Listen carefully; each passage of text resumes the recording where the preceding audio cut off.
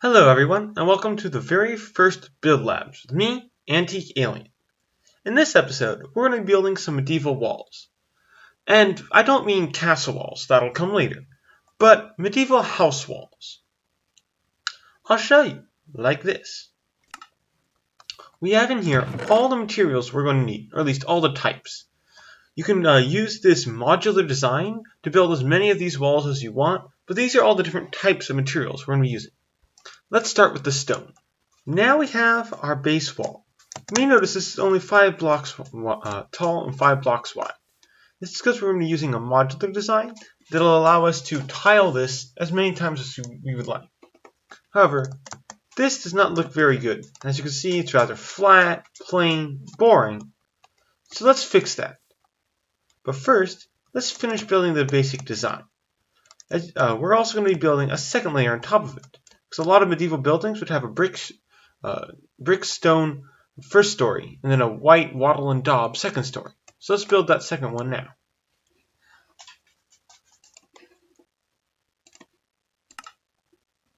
As you can see up top, we have this white concrete second story that is a little bit taller than the first story. And I'll explain why in a minute. But first, let's make this look a little bit less boring. Let's use some sort of frame around it to give it more 3D-ness, make it pop more. For that, we're going to be using stripped spruce logs.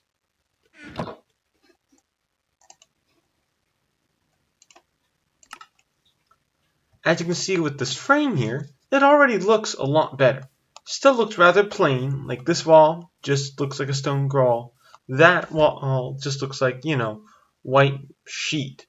But now we have a little bit more detail running around here. As you can also see, this is a little bit shorter. The reason for that is this spruce log right here. This covers up this extra layer of white concrete blocks, helps give each side a square shape. We needed these white blocks here in order to keep this high enough to go over the stripped spruce crossbeam, basically. Next up, we'll be doing some of my favorite stuff ever, greebeling. Greebeling is the use of different colors and patterns in order to break up the monotony of these walls. Down here, we're going to be using a couple different gray blocks. Let's see, some andesite and some regular stone to break up the stone bricks. While on the upper story, we're going to be using white concrete powder, calcite, and wool. Now let's get to work. Alright, as you can see here, this greebeling does quite a lot. On this bottom area, it gives you more depth. It makes it look more real, more warm. And on the top area, it does much the same thing. You may notice that I didn't use a static pattern, which is where each block is by itself. Instead, I used these blobs and strips, which helps give it a more realistic look. For this top one, the calcite, the concrete powder, and the white wool all have very interesting textures that blur nicely together when you step back. And in the bottom here, the andesite and the stone give smoother textures to help make the stone bricks pop a little bit more. However, this still looks kind of boring, and for that, we're going to be using a little bit of detailing on these framing here. We're going to be using spruce trapdoors, spruce stairs, and barrels, as well as stripped logs to help repair any damages. And then now I'll show you what it'll look like afterwards. Now, I finished detailing the frame. As you can see, I used barrels to help give a little bit more color and pattern to these actual beams. I've used spruce stairs and trapdoors in order to make the curvature a little bit rounder. And I also used these spruce trapdoors to cover the tops, give it a little more pop, a little more contrast. Now, this looks pretty good. I mean, you could always do better, and if you do do better, I would love to see a picture of it. Please drop it down in the comments. But with this, it looks a little bit flat still. It'll also be rather dark around it when it comes night. In order to fix this, we're going to use a couple different light sources. We're going to be using some lanterns and sea lanterns. And in order to make things look a little bit better, we're going to be taking these warp trapdoors and chains in order to help detail them. So, let's go. There we are. That gives us a little bit more detail. Also, when night comes, it'll help light up the place and prevent monsters from spawning. On the back here, you may see how far this pops out. This is the way it works. If you want, you could maybe push it forward so these trapdoors pop out a little bit, but I always like the inset look. So what I would do is have an interior wall on this side of the lanterns, maybe place some sort of trapdoor over this side, help let some light into the house, but it would be a little bit smaller. That's why for this sort of wall, you would want a big house, maybe 5 or 6 of these across and 3 or 4 down. Make this huge house that would fit all your needs. Also, you may notice how these windows don't actually let any light through. It's all blocked by the trapdoors and the sea lanterns. That's something important. Windows don't actually need to be let light in. You can always have it look like it from both the outside and or the inside. And that'll give your builds the appearance of having windows, but they'll be more interesting instead of just plain old glass or trapdoors. Now, you may be wondering what this will look like at night. Well, let's show you.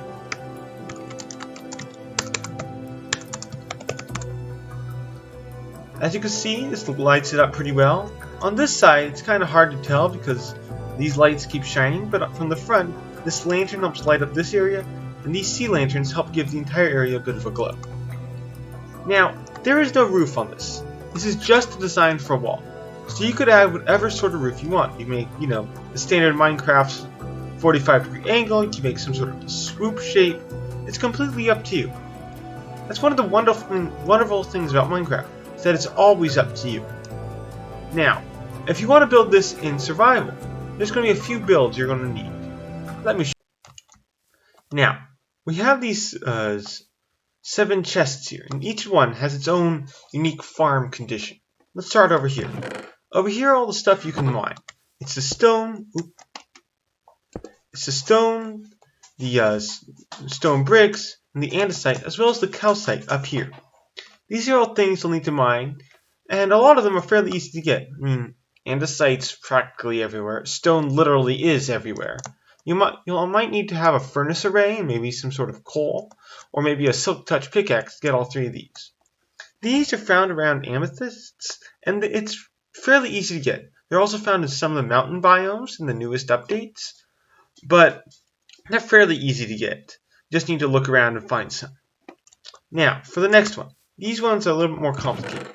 White concrete and white concrete powder.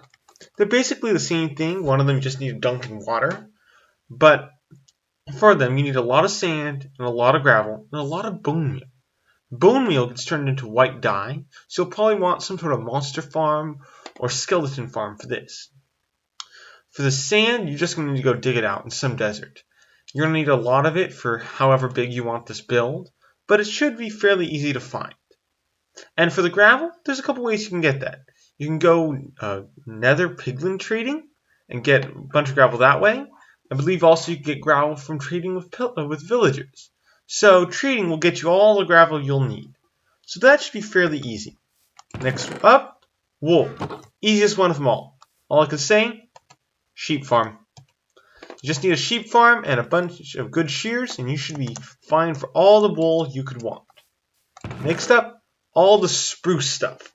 This is actually the easiest because as long as you find one spruce tree, you can just chop it down and replant and have infinite spruce. So that'll help you build all these, and the framing should actually be very easy. Next up, warped trapdoors. These you need for the windows here, and that's easy. You go into the nether, you find a warped forest. Alright, easy is relative. It's the nether, after all. But anyway, you find the warped forest, you can chop some of them down. They're fairly easy to make, and they're fairly cheap to make as well. Next up, lanterns and chains. This is probably the hardest farm you're going to want.